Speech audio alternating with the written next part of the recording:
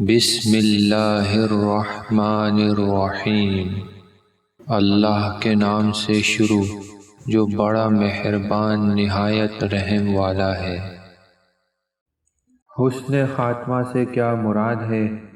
الشیخ بن عثیمین رحمۃ اللہ فرماتے ہیں، اچھے انجام کا مطلب یہ نہیں کہ آپ ضرور مسجد میں فوت ہوں یا جائے نماز پر، یا آپ جس وقت فوت ہوں تو قرآن پاک آپ کے ہاتھ میں ہو، یا آپ بیت اللہ کا طواف کر رہے ہوں۔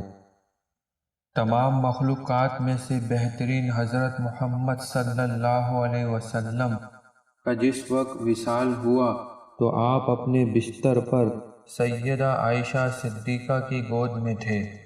آپ صلی اللہ علیہ وسلم کے دوست ابو بکر صدیق رضی اللہ عنہ جو صحابہ میں سے بہترین تھے، وہ اپنے بستر پر فوت ہوئے۔ خالد بن ولید رضی اللہ عنہ جن کا لقب سیف اللہ تھا، وہ اپنے بستر پر فوت ہوئے۔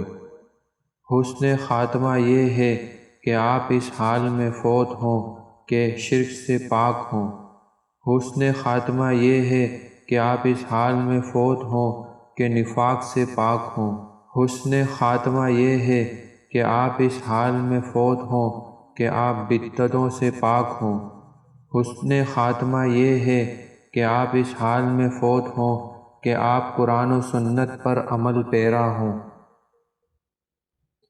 حسن خاتمہ یہ ہے کہ آپ اس حال میں فوت ہوں کہ آپ مسلمانوں کے خون، مال اور عزت کے بوجھ سے پاک ہوں، حقوق اللہ اور حقوق العباد کو ادا کرنے والے ہوں۔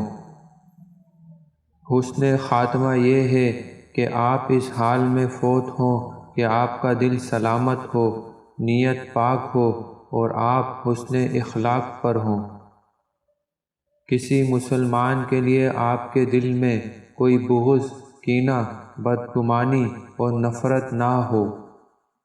حسن خاتمہ یہ ہے کہ آپ اس حال میں فوت ہوں کہ آپ پانچوں نمازوں کو ان کے وقت پر ادا کرنے والے ہوں۔